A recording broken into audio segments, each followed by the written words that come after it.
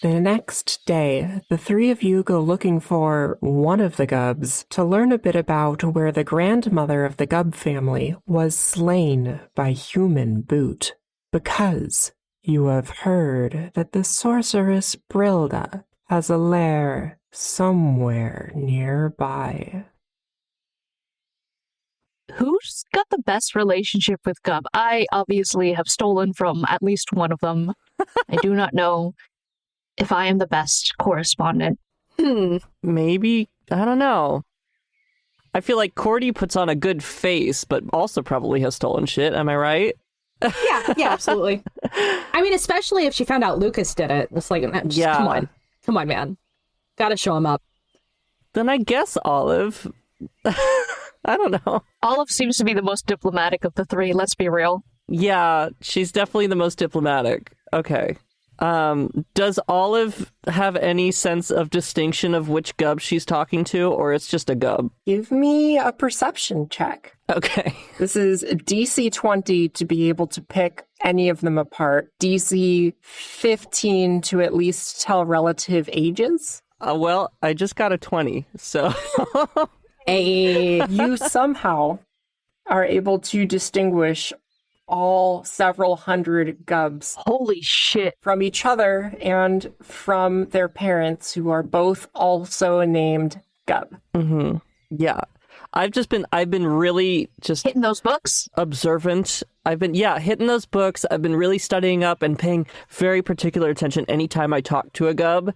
And I'm just like, okay, this is Gubb 246. Gotcha. This is the Gubb that did that. Like, that's how I approach every conversation with every Gubb I've talked to so far. Actualizing hardcore. Yeah. So we see the three of you outside the old log, which is this very large, much, much taller than a quail. So this is probably a good, 12 stories tall log from your perspective.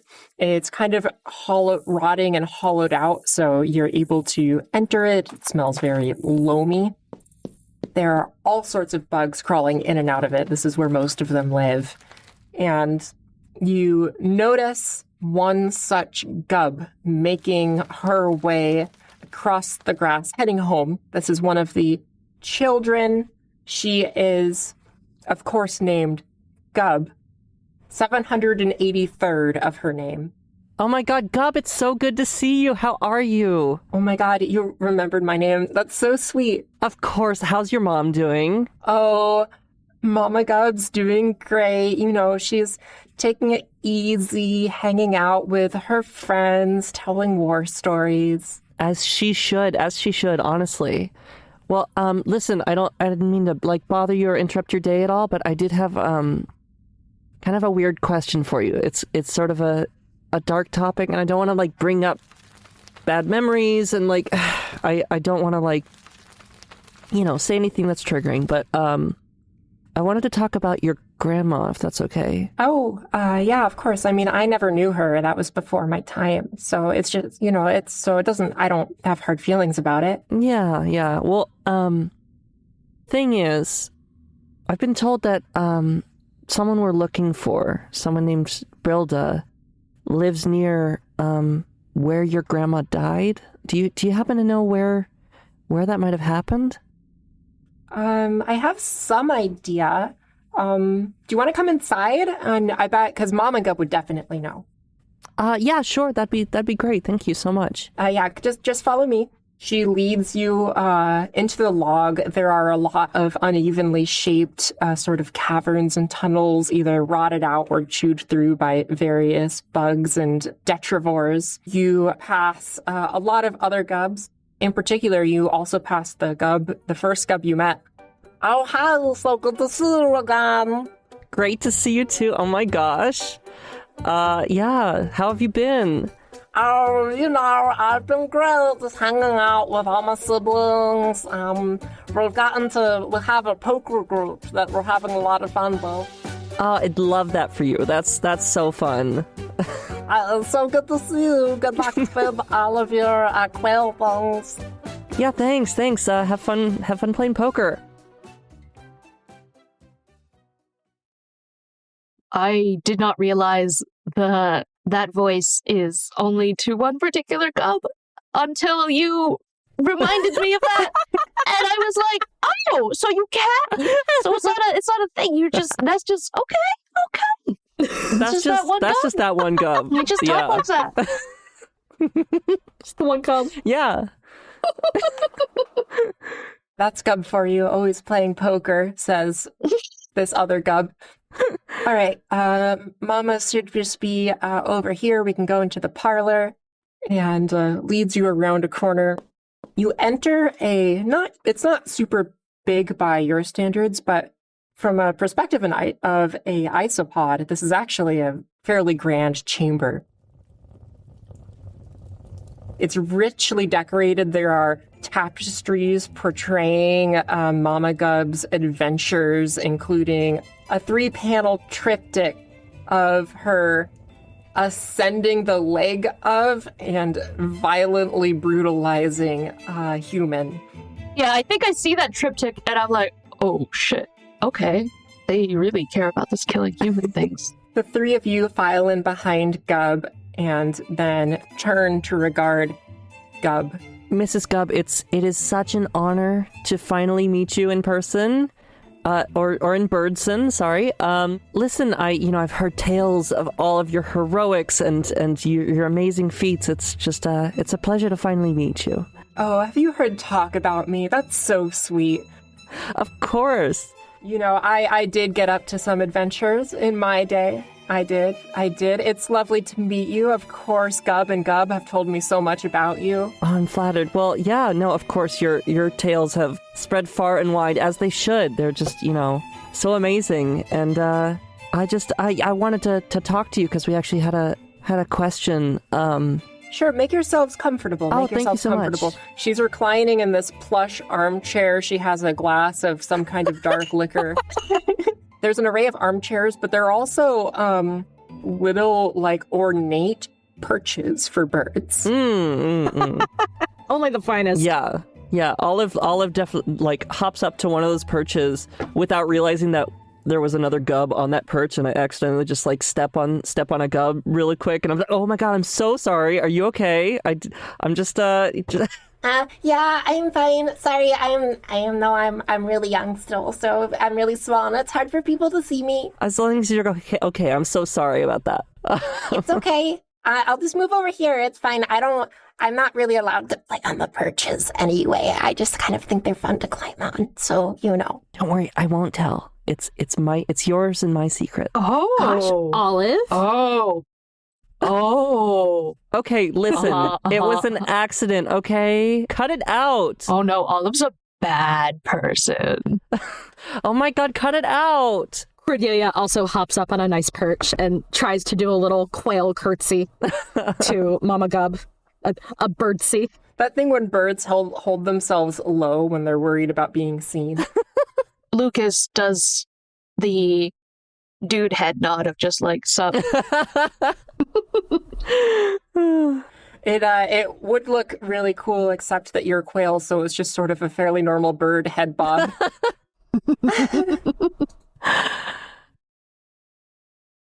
So, Mama Gub, what I came here to talk to you about, I don't know, it might be a little hard for you to talk about, so it's okay if you don't want to go into details, but I wanted to ask about, your mom and what happened to her. Oh, of course, I'd be happy to talk about that. I mean, it's, no worries about it bringing up it's been so long. I'm a mother myself now. Of course, yeah.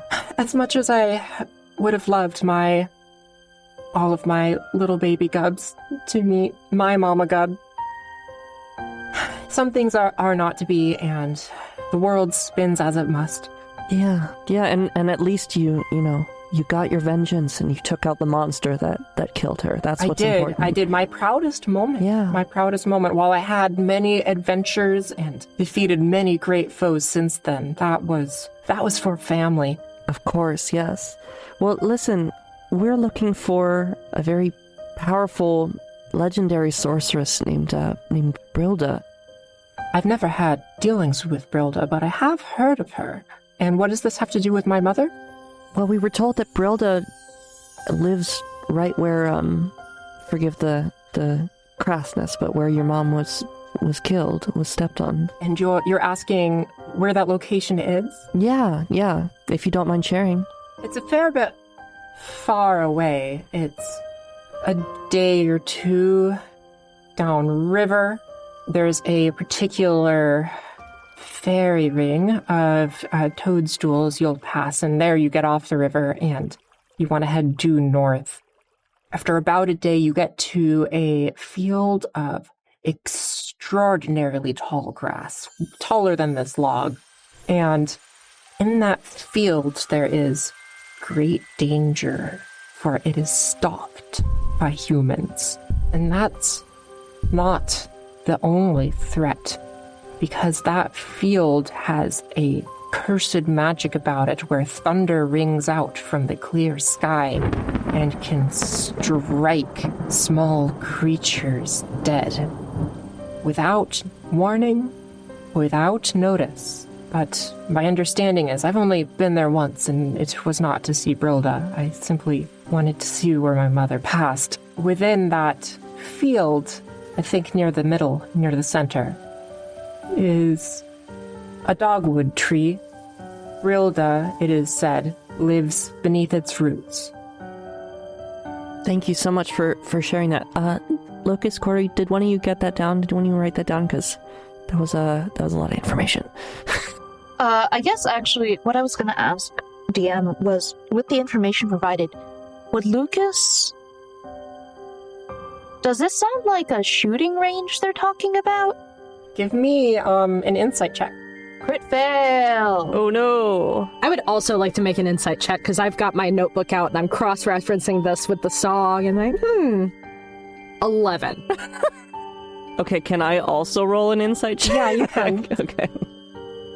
That's an 18. Okay. Hey! Olive knows things. Olive does know things.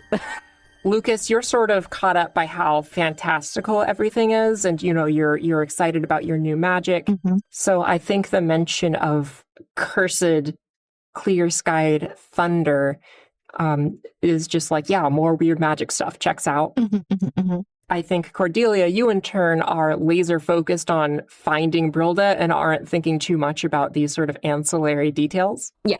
Olive, it occurs to you that this description sounds very much like perhaps this is an area where hunters come to shoot game. Okay. And we are quails, so I am concerned. You are quails, yes. It's true. It is true. News to me. Well, thank you so much, Mama Gub, for sharing this. This was enormously helpful, and it sounds like that could be quite dangerous and quite the journey. But we really appreciate you sharing that with us. Yes, of course. Now, did anyone ever share with you the time that I fought off 6 badgers with my friends? No. Well, let me tell you. And she just launches into as many stories as you will stay physically present for.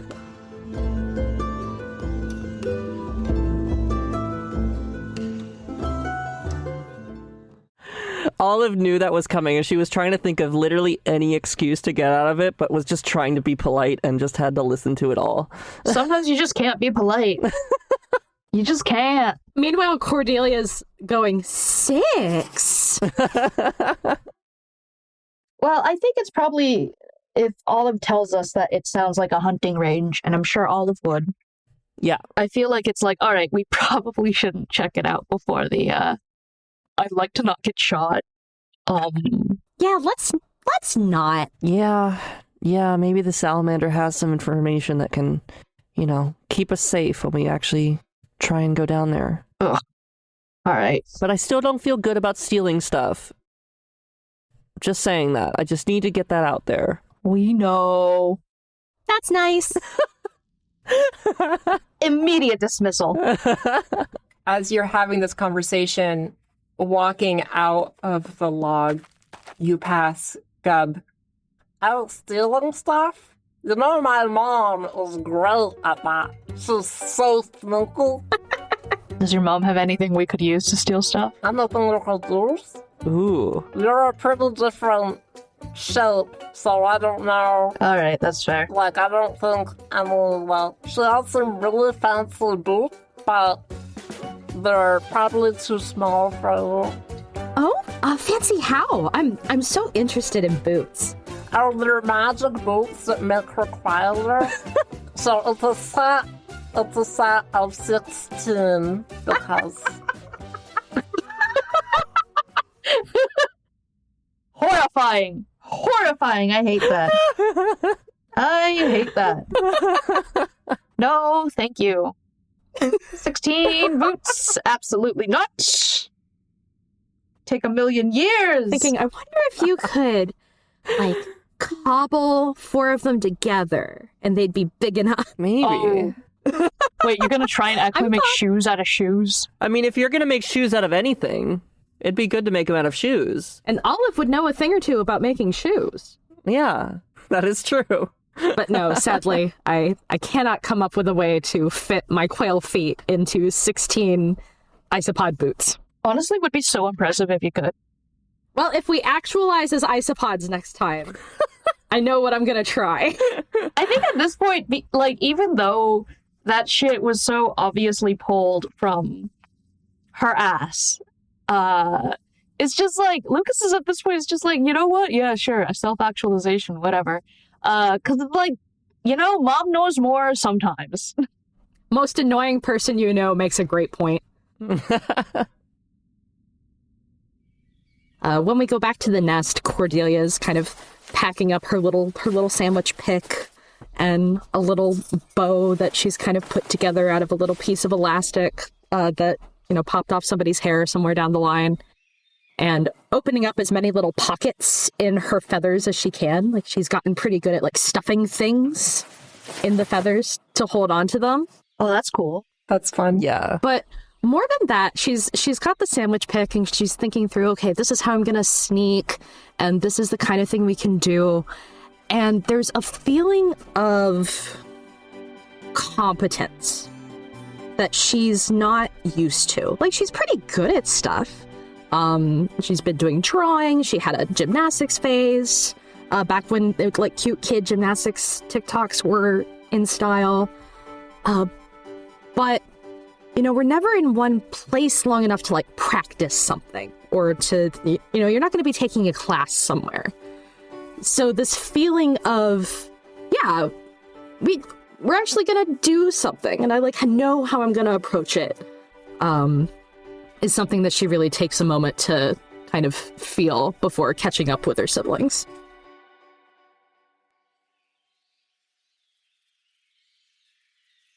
Olive also, like, gathers up her little makeshift short bow, which I think is just, like, twigs and a blade of grass as the bowstring, like that, literally that sort of thing. And she, like, reinforces her little leaf shoes that she made, and really doesn't want to be recognized. So she also takes a bit of a leaf and pokes 2 holes through it and makes some sort of, like, little mask that she puts over her little bird face, just with, like, a tiny flower at the back, just for aesthetics. Lucas is going to flip his feather over to the other side of his face. Ooh. So that it's not a left side part, it's a right side part, and no one will be able to tell the difference. I think he's also, in all seriousness, I think I chose sickles for his weapon, and I don't know where that came from. I think if the DM will allow it, maybe there's, like, some teeth that fell out of a more predatory animal's mouth. Oh, absolutely. You can have some badger teeth. So those are my weapons. Do we move from here to our little heist? Crime! Heist!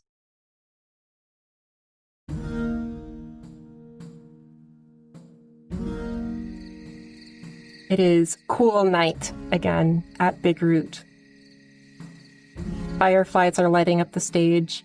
there's actually a performance on, as there is many nights. Bede is playing a little musical. It's actually a ballad about Gub and her companions as they journeyed far to slay the humans. Christ, they cannot get enough of her.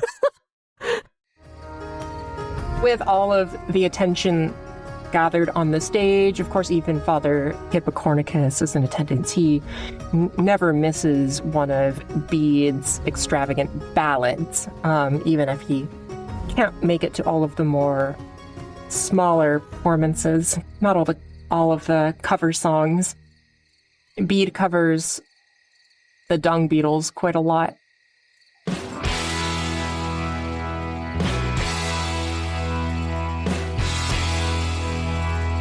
God damn it, the Dung Beetles. I just got there. Yeah, that took me a second. Carry on.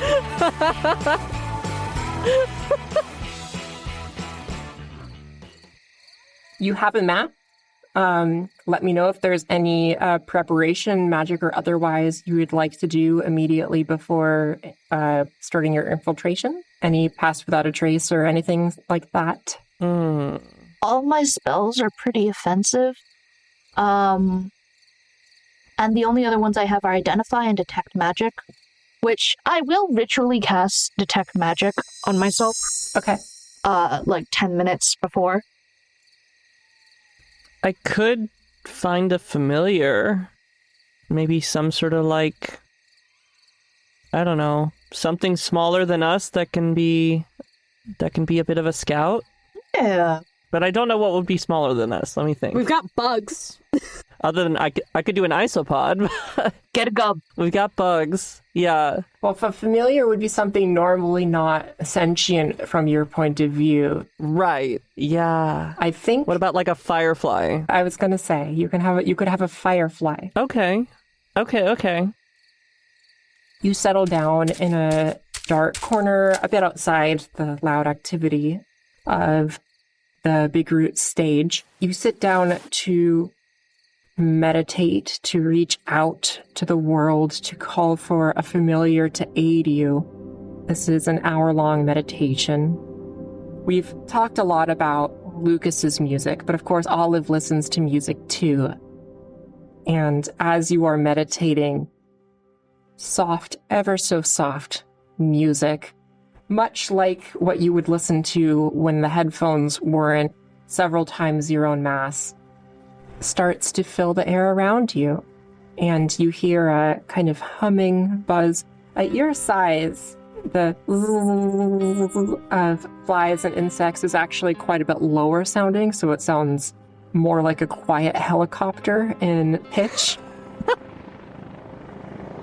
And you look up, and a firefly about the size of your wingtip has landed in front of you. I think like Olive feels ever since that like initial moment where she started exhibiting magical qualities and dug her claws into the dirt and everything, she's felt this like this inherent connection with nature, this like thing that's like flowing through her veins where she just like feels one with everything around her. And when this firefly appears, she just like has an instant connection and bond with this creature. And I think she goes, I'm gonna name you Fry the firefly. All right, familiar acquired, magic detected. The primary magic around Big Root is simply the little charms that attract the fireflies to the stage to provide lighting. Does that mean it's attracting Fry too? No, Fry is yours. Okay, great. Yeah, Fry better be mine. Let's do a group stealth check. I'll take the middle value. And this will be rolling against the chipmunk guards. Oh, no. I got a 6. 12. Olive got a 3. Oh. So 6 is the middle value. Uh-huh. That's not great. That does not beat the chipmunk's passive perception of 18. Oh, God. Oh my god. Is there one? How many are there? Can we see how many there are? Most of the chipmunks here are outside. Okay. There's no rule against going inside. There are a lot of different shops and businesses inside the root tangle. So it's just a matter of when you start to get to places you shouldn't be in the actual estate. You go deeper and deeper into the roots. It smells of earth and wood. It's a little bit humid because there's not as much airflow in here. You get to one of the side entrances following your map of the Acornicus estate. Just a opening between a couple different roots. You see a chipmunk guard walk out of it and start walking down the other hall, and the three of you move to scurry in, and the guard turns around and sees the three of you. Oh, hey, what are you three doing? I don't think you're allowed to be in there. We actually are helping out, just, our parents asked us to send something over to, so because, Mr. Acornicus is like, he was at the celebration, and he was like, well, I actually need, to return this one thing, and he said we could just do that. Give me a deception. Oh, God. I was like, yeah, he's gonna return a thing. What do Ponzi chipmunks? That's a natural 20 on the chipmunk's insight. Well, heck. So we're 24. Oh, are you kidding me? Can Cordelia jump in, watching kind of this interaction? I will allow you to say something in which to confer advantage to let Fennix reroll. Also, I know it's kind of embarrassing, but our mom dropped something in there, so we need to pick that up too. She can be a little absent-minded. That's worse. We tried. Sorry, I'm gonna need a written note or something. So that I haven't been told to expect anything like that. So if you come back with a note, then we'll see. But you're gonna have to leave right now. Okay. Question. Is it just the one we're talking to? Are there more in the vicinity? What do we see? This is the only one right here. A lot of them are outside for the performance. Okay. I think I'm gonna... This might be dumb. I think I'm gonna cast sleep on him. Nothing is dumb in Crittervale. Nothing is dumb in the pursuit of our goal.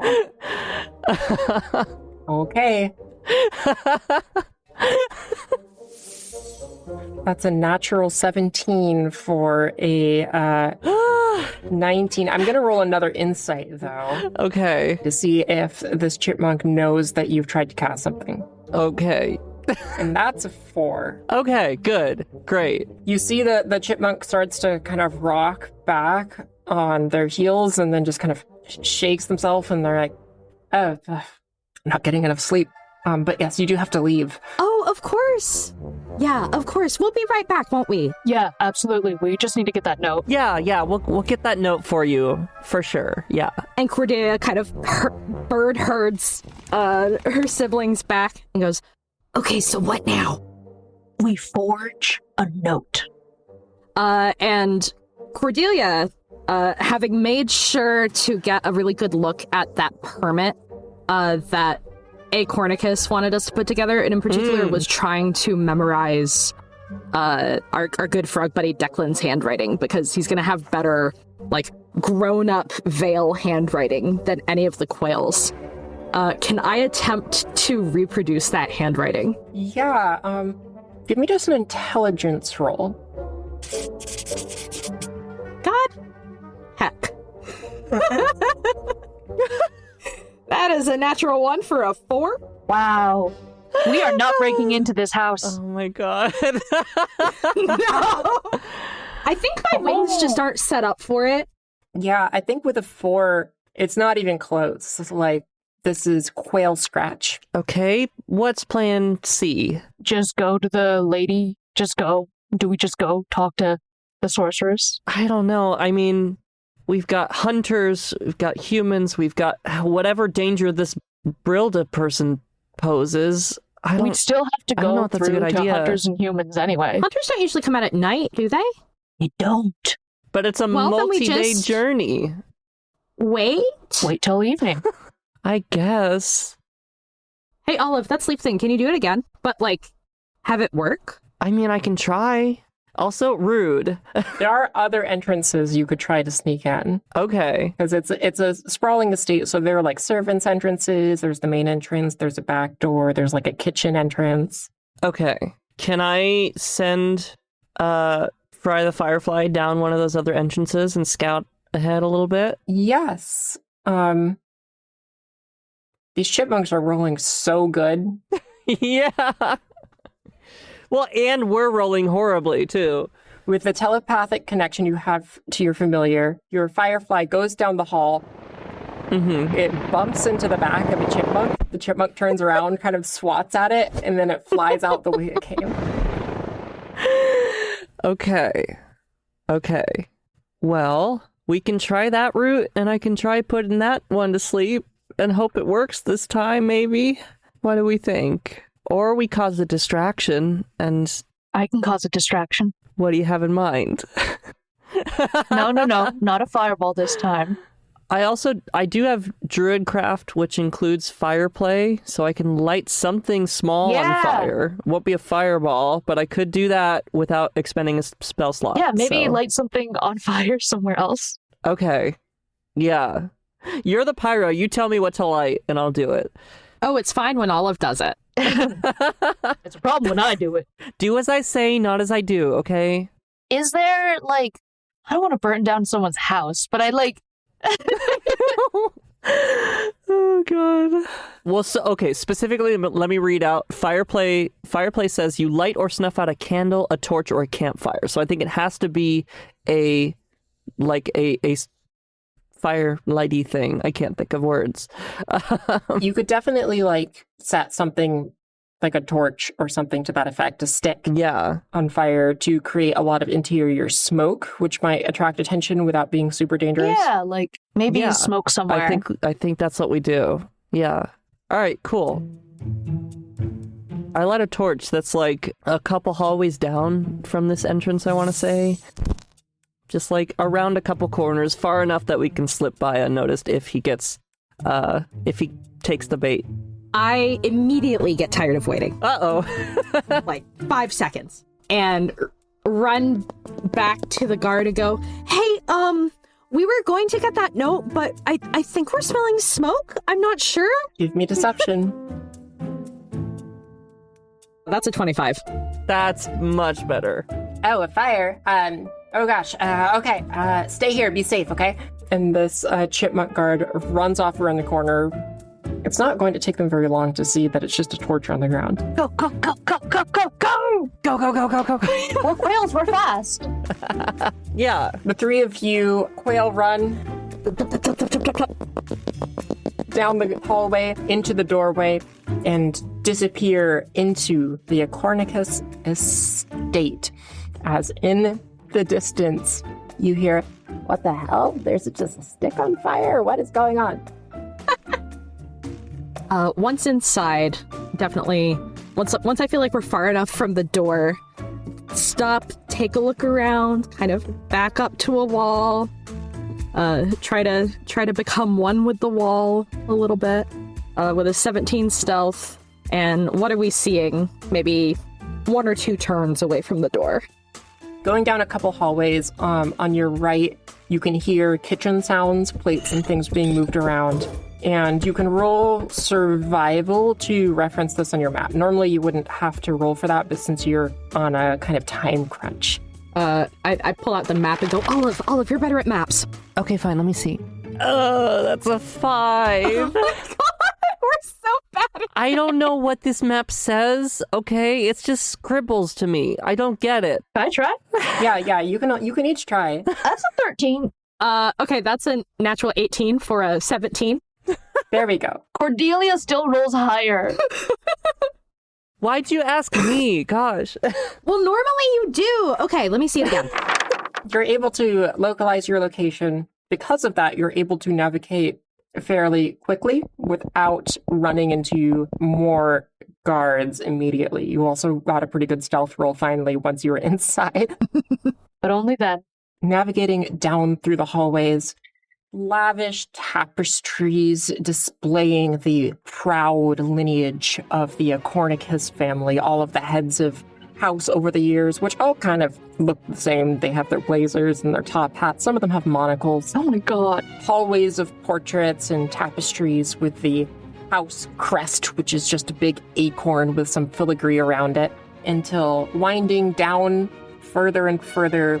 It's starting to smell very earthy. You are underground. It's also getting a bit cold and kind of clammy. There's like sticking cold moisture here. You get to a door. This door, unlike pretty much everything in here, has been made of wood. This door is fashioned of brass. You immediately recognize it, Lucas, as pixie craftsmanship. Because it has all sorts of kind of clockwork ornamentation and workings on it, and there appears to be a very intricate lock. Seems vaulty. So, can anyone pick a lock? I stare at the lock for a minute and think, I might be able to do this. I get out my little needle and my little sword and make an attempt at picking the lock. It's a 21. Finally, a good roll. For once. With a click, the lock unlatches. I look back at Olive and Lucas like, yeah, that's what's up. Can you give me also a perception check, Cordelia? Yes, because nothing bad is happening. 17. With a 17, nothing bad is happening. I have detect magic up.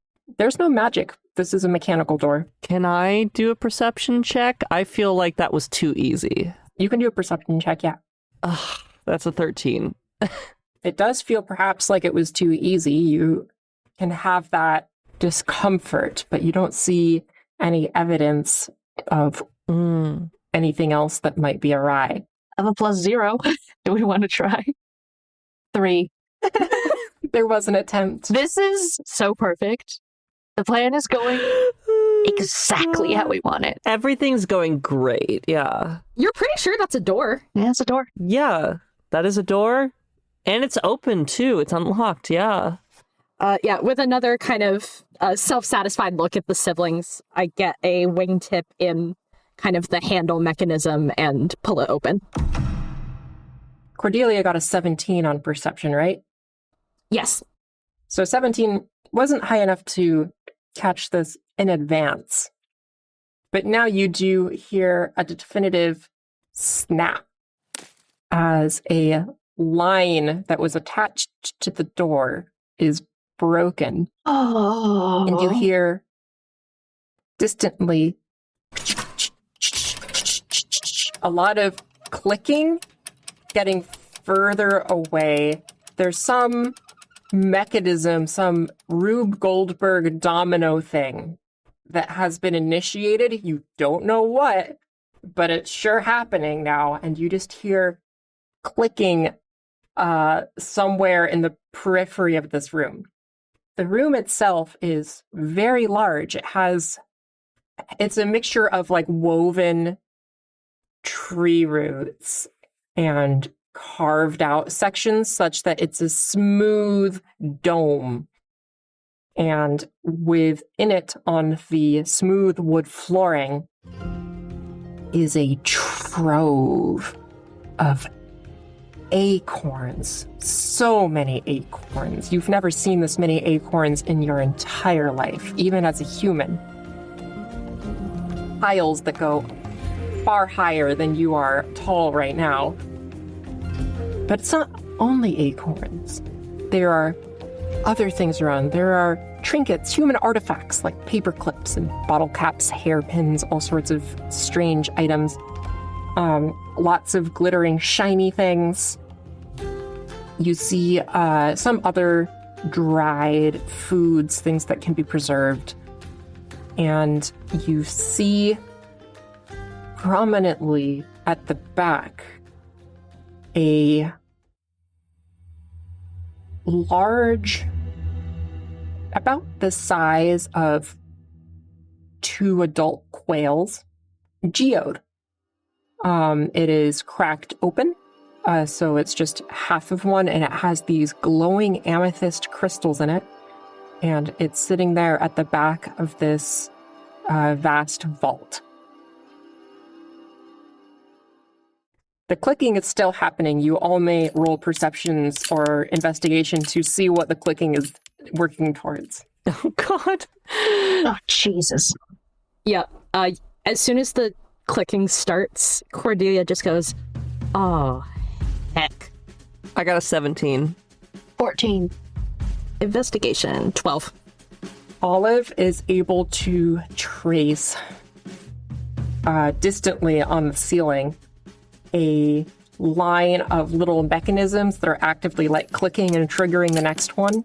And that is clicking all the way across, arcing. It will probably complete the arc in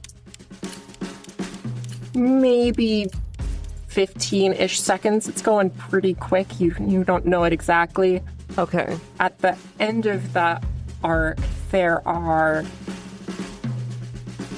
wooden crates with some kind of opening mechanism attached to them. They're locked, like a brass opening mechanism. They're locked shut right now, and they have holes in the tops of the crates, like little round holes, much like the sort of crate that you might find a pet in. Okay. Let's stop that. Yeah, definitely want to find a way to stop what's happening. But we've only got 15 seconds. Can I use Eldritch Blast? I want to try and time it, or at least like go ahead of it and just destroy one of the mechanisms that's about to be triggered so that it doesn't trigger. I also believe Eldritch Blast 120 feet, but I also have... It's 120 feet? Yes, and I also have Eldritch Spear, which means its range increases by 150 feet. Oh my God. Yeah, you can from here try to destroy the mechanism. This is more or less a mechanical fuse that you're trying to break. Eldritch Blast. I Eldritch Blast whichever, like, I want to be like at least 3 ahead to give myself a little room for error. This would be a ranged spell attack. I'll put the DC for this. It's pretty far. The DC of this, I'll say, is 18. Well, I rolled a 13 on the die, and I get +6, which is a 19, so I make it. What does your Eldritch Blast look like? We haven't seen it before. My Eldritch Blast looks icy blue. It's kind of reminiscent of the Fallen album cover, and it's just a guitar shredding as it goes and hits and explodes in blue flames. Smashes and breaks the gears apart such that they're warped and jammed in a way that it cannot operate and propagate to the rest of the chain, and it stops. I don't know what that triggered, but I think I stopped it. But, I think we need to move fast now. That did create quite a lot of noise. Have you closed the door yet? It is now.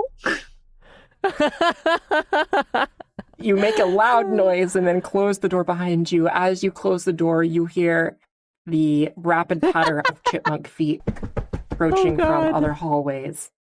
Is there a lock on this side? So you can relock it if you would like to. Let's relock it.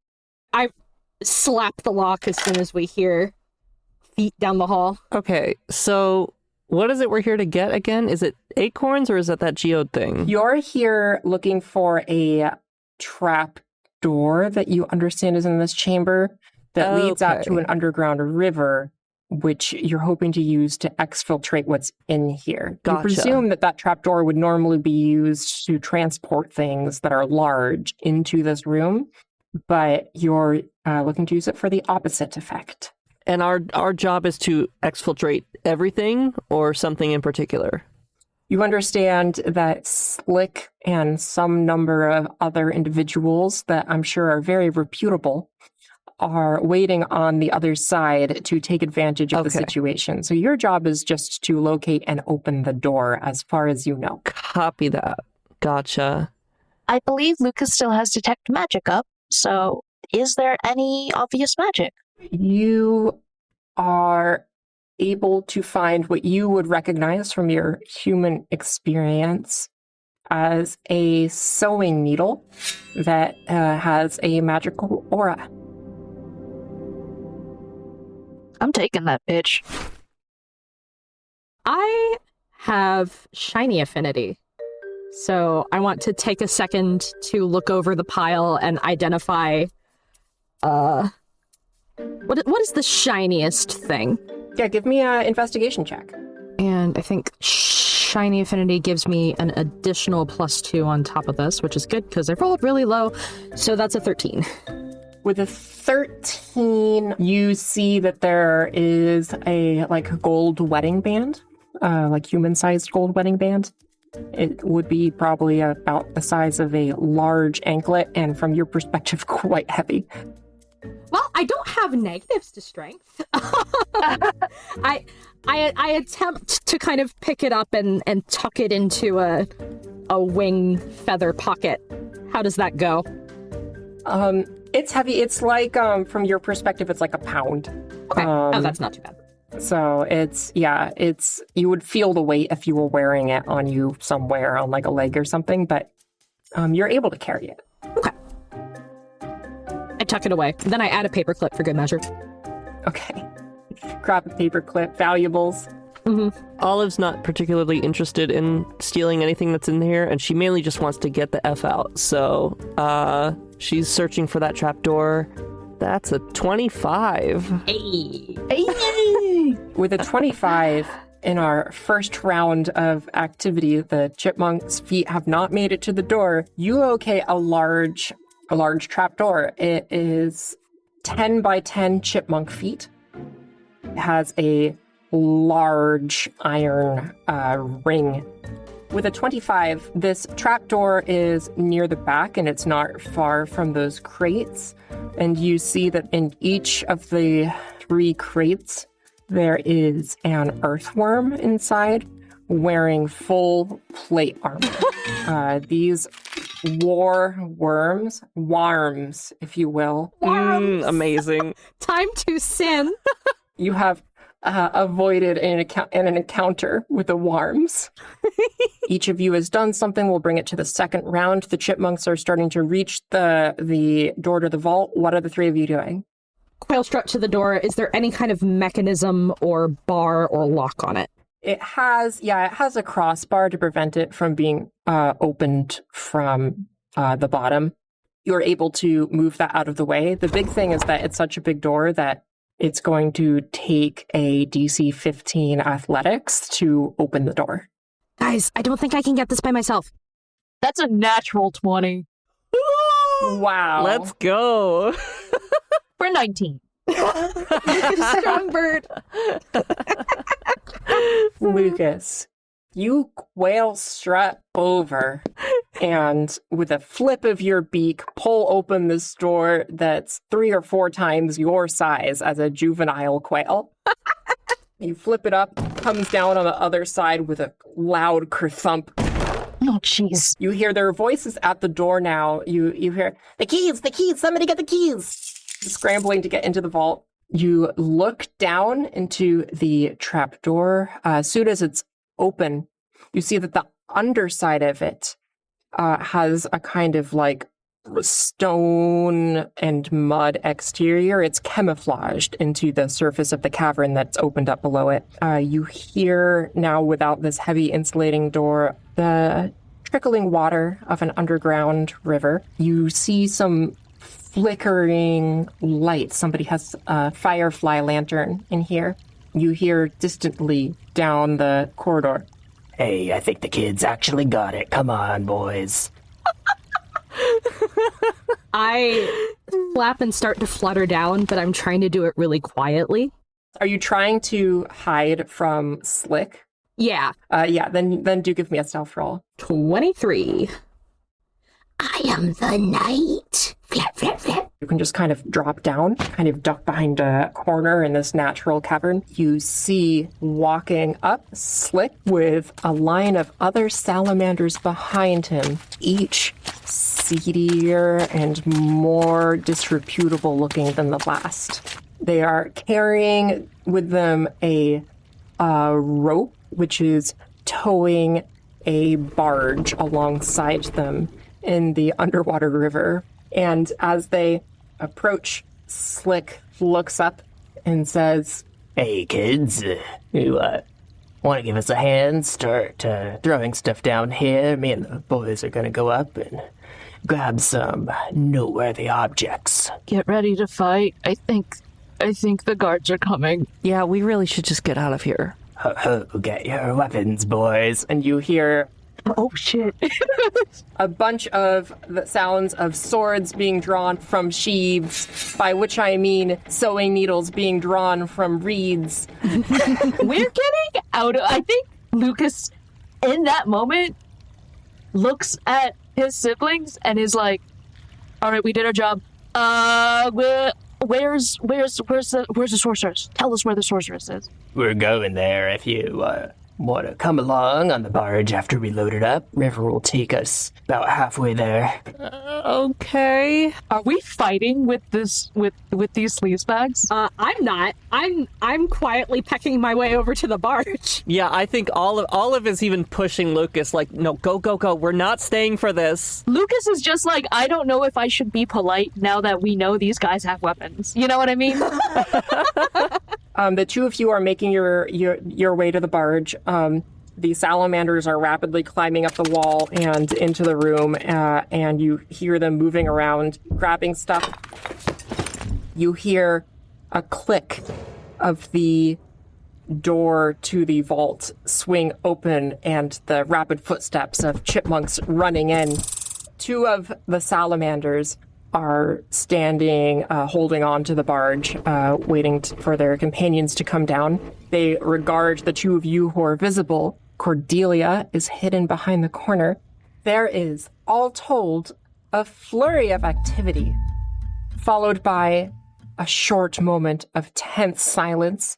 You, even being underground, can feel the chipmunks and the salamanders staring at each other from across the cavern.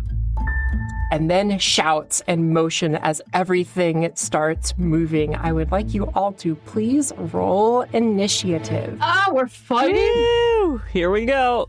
Listening to all this above, Cordelia thinks, perhaps for the first time, maybe crime is bad. Do I have to kill the chipmunks? Let me just look through something real quick. Coming from Lucas, that is especially threatening. Here's the problem. Lucas didn't think this far ahead. Lucas? No. I was thinking, let me suggest the siblings. I have Stinking Cloud. It's not gonna kill anyone. Okay. Everybody will just be a little bit sick. Yeah, when poisoned in this way, the creature can't take an action or a bonus action if they fail the con roll. That seems like a de-escalation tactic. I will let you attempt a sleight of hand check to cast it without being seen. That's a nat 20. Here we go. You sort of flap hop up the rungs of the wood ladder and just sort of perch on it and just barely stick up your beak, and you can see the chipmunks. What does your Stinking Cloud sound like? It sounds like when you're listening to any kind of music, the song ends and then suddenly there's an ad break. It sounds like an ad. Moody gothic metal song. And it just, because it sucks, right? It stinks when that happens. That's not the best analogy, but I just want that vibe of like, fuck!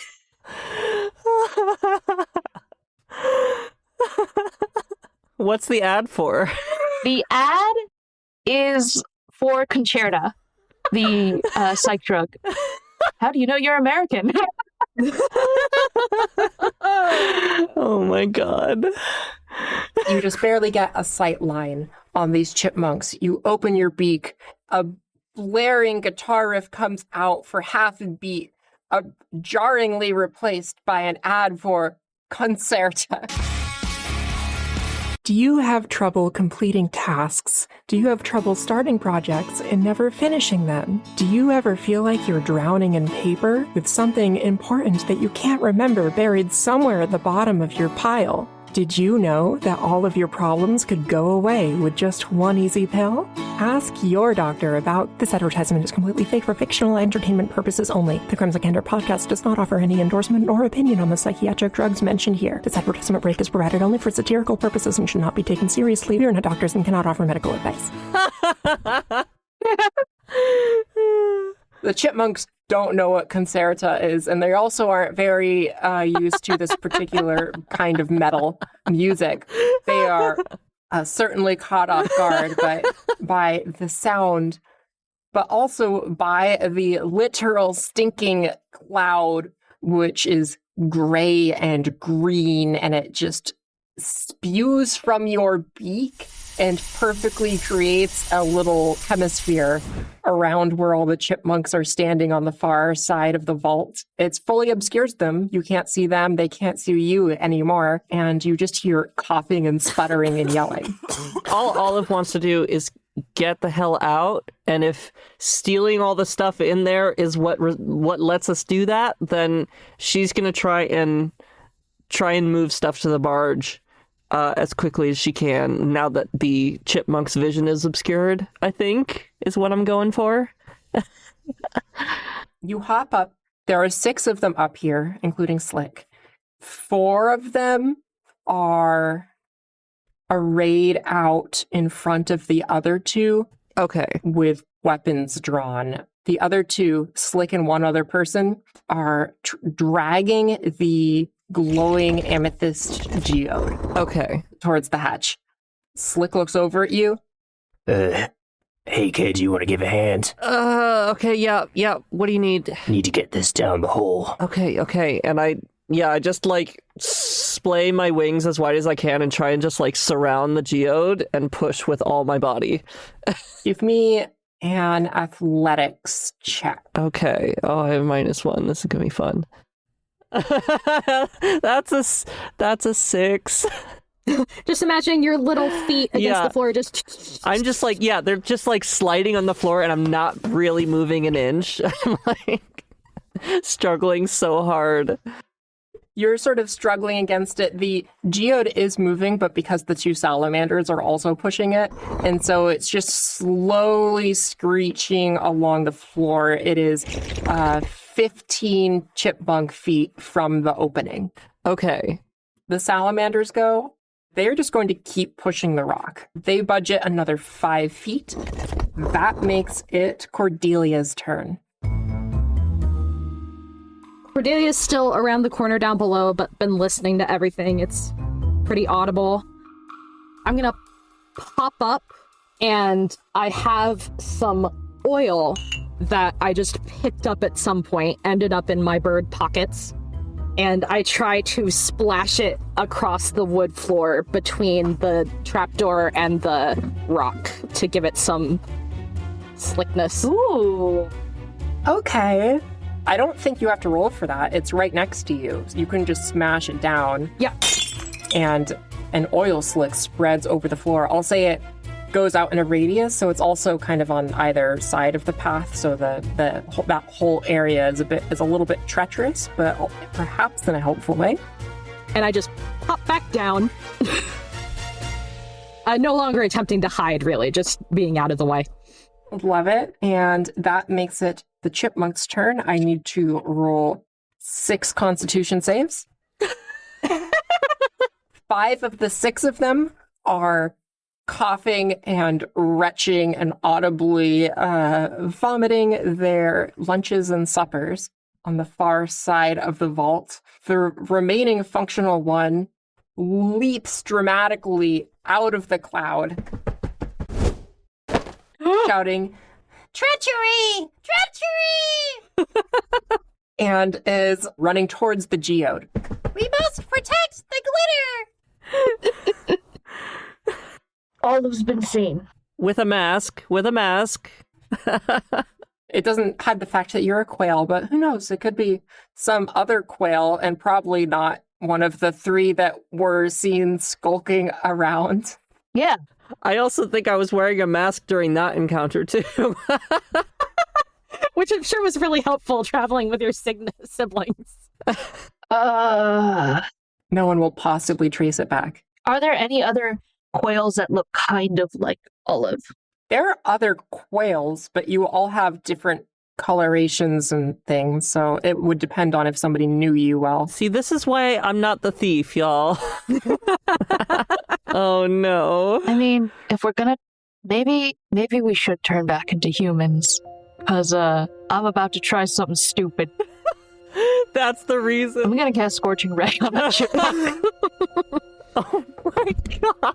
No, I'm actually gonna cast... Hold on, which one does more damage? Yeah, Fireball on that chipmunk. Fireballing the stinking cloud, a time-honored classic. Yeah, true.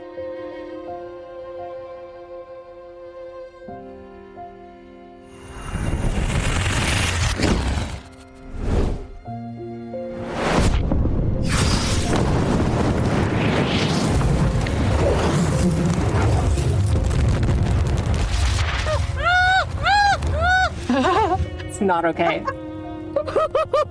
Olive is just like so unhappy with this development. This chipmunk is going up in flame. You can already see that the flames have immediately singed off all its fur. Fuck! So it is now a naked chipmunk, and its skin is blackening and curling. Lucas, what have you done? Lucas! Oh my god! It is still alive, though. Oh god! Oh, kill it! Finish it! The explosion of that fireball has also blown acorns all over the room. I need Olive to make a dexterity save. Oh god! Oh god, okay. I shouldn't have done this! And the acorns are on fire. Oh no! It's a 17. Strategic Acorn Reserve! You bird bob your head down. A flaming acorn flies over your head and cracks against the wall. Oh my god. It's actually a nice smell of like roasted acorns, but the burning chipmunk fur is kind of offsetting that. Chestnuts roasting on an open fire. I'm like trying to see if there's anything I can do to like I help them, because I don't want them to die. Hey, Olive, Cordelia, I think we have to turn back into humans now. Have to escape into We've legend. committed heinous crimes. We can't stay like this. Oh god. Maybe bird trouble does count. There is still only one witness, and that witness is on fire. What are you doing, Olive? Olive, finish him! Wait, there's only one witness? Well, yeah, the other chipmunks are still in the cloud. Oh shit. Okay. This might be controversial. I'm gonna try and heal him. Because I want to get on his good side. I want to show him in good faith that, like, I didn't mean harm. I want to help. I want to, like, you know, this was not our intention here. And maybe that'll help us in our defense. I'm just going to point out here that your brother lobbed a fireball with a blare of music that exploded the strategic acorn reserve and set this chipmunk on fire, grievously wounding him in a glorious fiery puce explosion. Okay, maybe goodwill is not enough to save our asses here. Okay. Oh god, I don't want to kill this chipmunk. He's gotta be But dead. it seems like I kind of have to, huh? He's dying in the line of duty. I could sleep him, but then he'll still remember you throwing a fireball at him, and he's not going to survive being on fire. Well, no, he'll just die in his sleep. Oh God, I hate this. Okay. I have one heal action, but it's Land's Aid, and that can also hurt. So I'm gonna Olive just like takes a moment to understand the whole situation and just feels her heart sinks like she is in this impossible scenario, and just like with the most sullen expression. Oh fuck. She raises her short bow to finish the job. She knows that's the only thing she can do. And she whispers, "I'm so sorry," before she attempts to fire. Oh my God. What'd you roll? That's a 5. Oh God. That's a 5. That is the best thing that could have happened here. Shaking hands. You don't want to kill this chipmunk. You bring up your bow, pull it back, you loose the arrow, and it just goes completely wide, clattering off the wall of the vault. Oh my God. You still have a move. All right, well, okay, with the oil slick floor, how far am I able to get the gem out? Pushing it is an action. Yeah, maybe I like hide behind the geode and I'm like pulling it from that side. Obviously moving like won't count, but like that's what I attempt to do. Yeah, you can duck behind the geode. Yeah. That will make it the salamander's turn. Oh my God. The 4 guards are going to run up to the one flaming chipmunk that has escaped the cloud. Oh, this poor chipmunk. Please do not give me a backstory on this chipmunk and give him a name and a family and a sob story, because I will cry. Lucas is suddenly realizing shit is very real. Definitely. Crime is bad. Yeah. We've all learned a valuable lesson here today that I already knew and tried to tell you to. God. Oh God. I think in the meantime, Olive just feels so much guilt for have even attempted to fire the bow at that chipmunk. Oh God.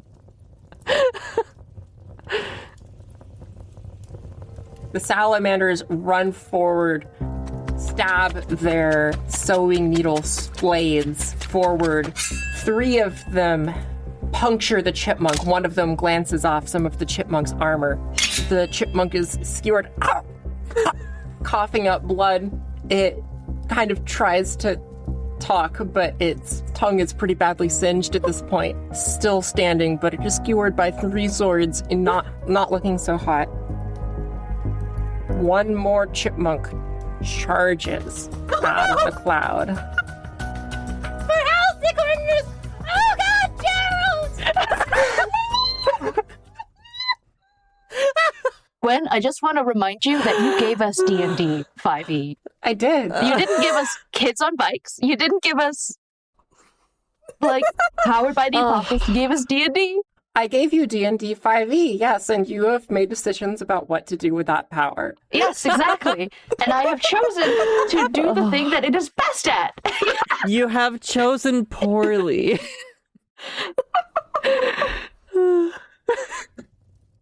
Gerald is going to feebly roll to try to extricate from all of the swords piercing him. Oh my God, this is horrifying. That's a natural 15, so Gerald does step back out of the swords. That's Gerald's action. Just gonna keep coughing up blood. Oh my God. Because you are behind the geode and the other 2 are underground, the new chipmunk doesn't see you yet. Okay. It's your turn, Lucas. Oh my God, what do I do? We have to finish off the chipmunk that saw us, right? No. Right? What else are we gonna do? I don't know. What else do we do? We're gonna need so much therapy. Suggestion. I don't have any spells left. Damn it. Okay, fine. I have Vicious Mockery, Shocking Grasp, Message, and Eldritch Blast. That's it. Okay. I'll put out there, It's very unlikely that Gerald will survive at this point, surrounded by 4 salamanders. Yes, that's true. And the other one hasn't seen any of you, so there's a chance that you don't get caught if Olive can make it down the hole. Yeah. Presumably, Olive at this point getting down the hole is dependent on the geode making it down because it's covering her. Right. I am going to give the help action to Olive in some way, shape, or form. Okay. That works because it's Olive's turn next. Yeah, and I'm just going to try and pull the geode while staying very low and try not to be seen. 18. You are able to maneuver the geode right in front of the hole. You drop down behind it. Mm-hmm. You step out of the way because Slick and the other salamander just push it down and it cracks a bit, landing down there. And since I'm already right down there because I've been popping up and out, I kind of wrap my wings around you and kind of scuttle you back a little bit.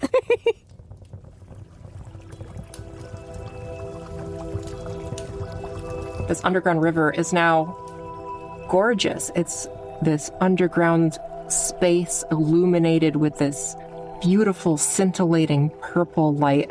It is a truly magical appearance, contrasting jarringly with the horrors that you have witnessed and co-created above. That's the salamander's turn. Poor Gerald. Gerald has 1 hit point left as he continues to get stabbed. You managed to actually woozily step back away from the other ones, but none of you see this. Slick's like, We gotta get this rock on the boat. moving it that way. Cordelia, it's your turn.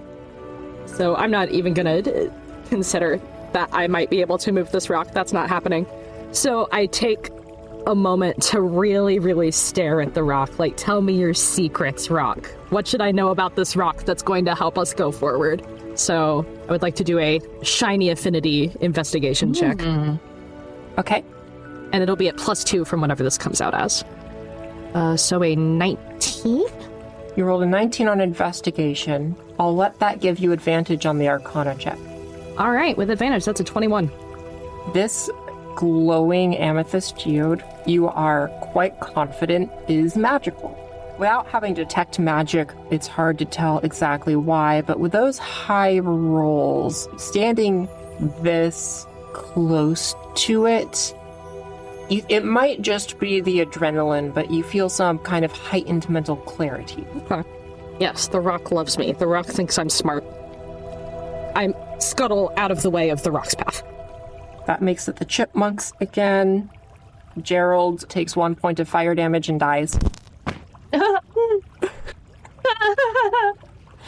I have blood on my hands. Yeah. Aye. 2 more of the chipmunks make it out of the cloud, but you're all down there, so it's okay. Is it okay?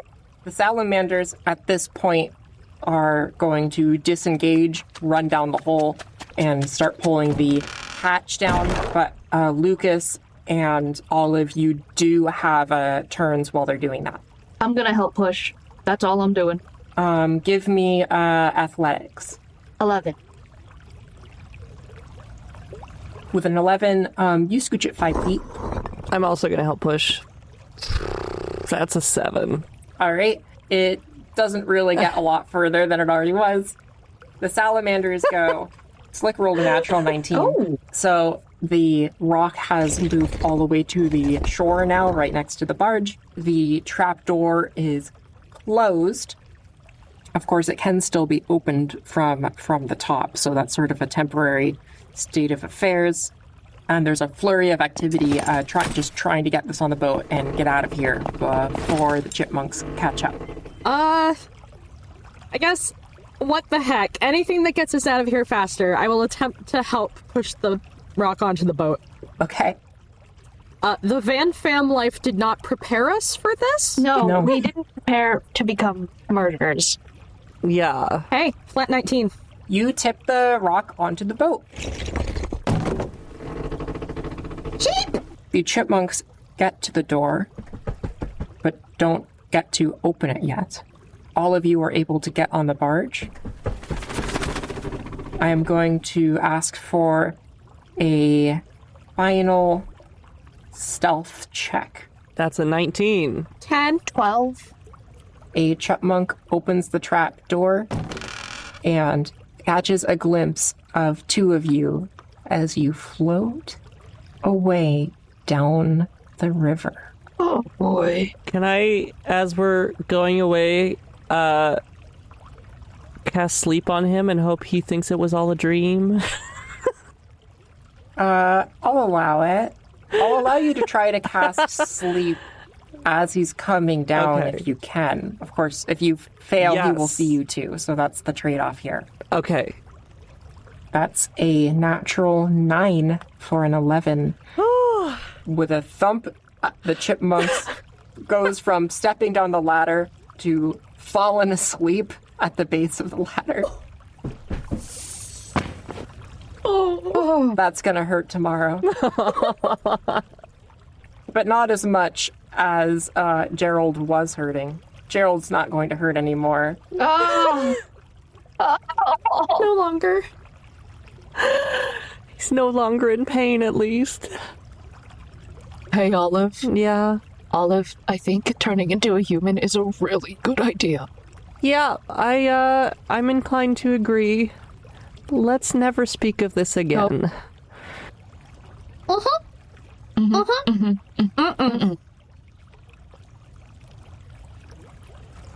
You all sail down the river with the company of this giant rock and the 8 salamanders. Super sketch. You are able to take a short rest as you float downstream. It is quite dark here, and you all realize that you have fully left the shelter of the Veil. And the protection from predatory animals that it confers. One of the salamanders turns to the 3 of you and says, Keep quiet. There are foxes in these parts. let's do another group stealth check. For this one, I will take the median roll. Oh, God. Nat 20! 22. I got a 13. 10.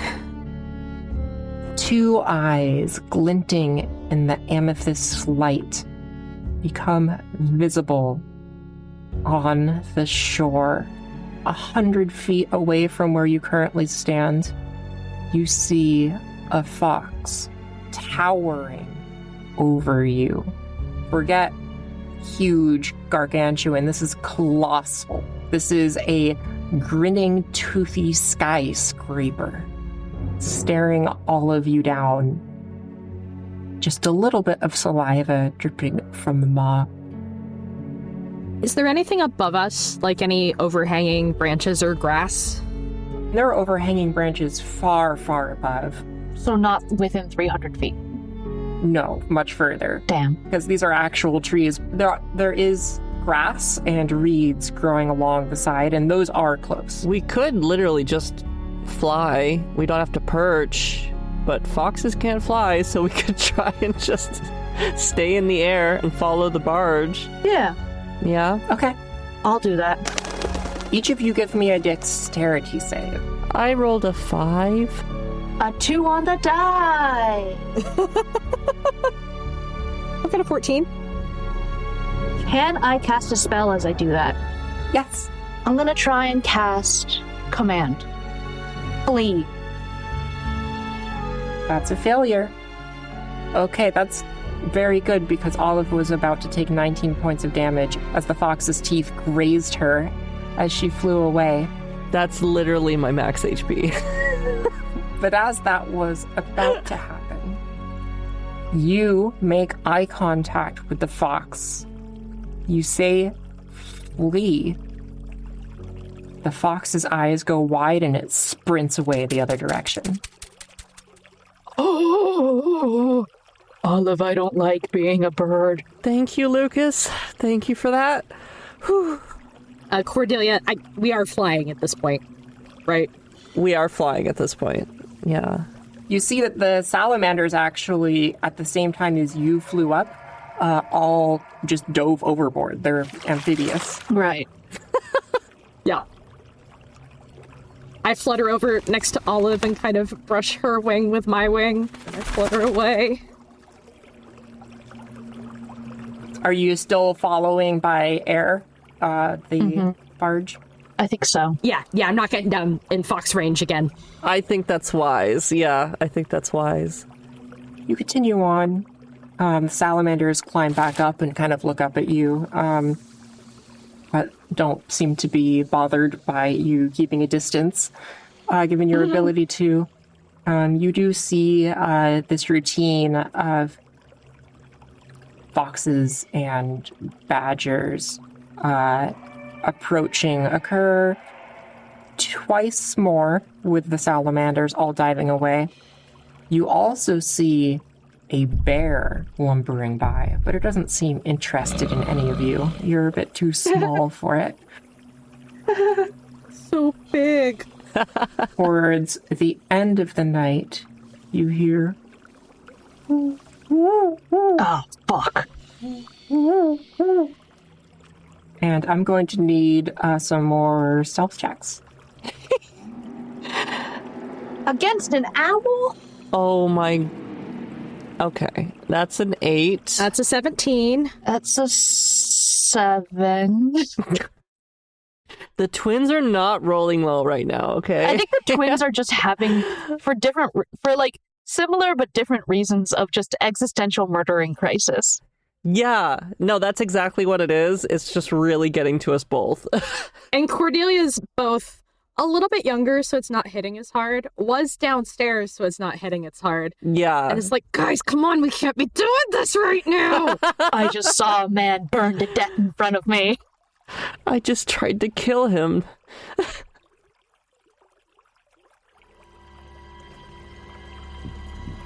Silently gliding. You don't notice until the last moment the massive form of the owl right over you, Lucas. And its claws come down to snatch you from the air and miss. And it keeps going off into the night. As the three of you scatter, it's a ambush predator. It's going to go after things that haven't noticed it yet. And you have evaded near certain death once again. Yo, I'm tired of this. It's been a long night, huh? At length, as the first rays of sunlight are coming up, all of you are exhausted, having flown through the night, not sleeping. The barge starts floating past a large, dramatic fairy ring, a circle of mushrooms, toadstools.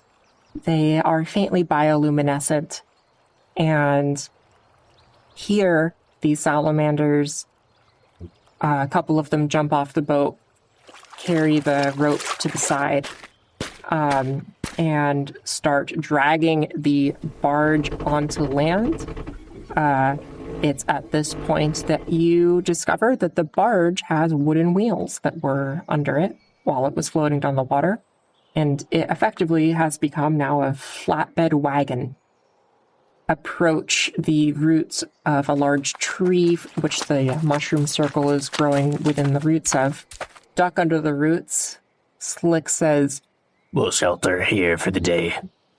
Yeah, that sounds good. Alights down and immediately finds a place where he can sleep.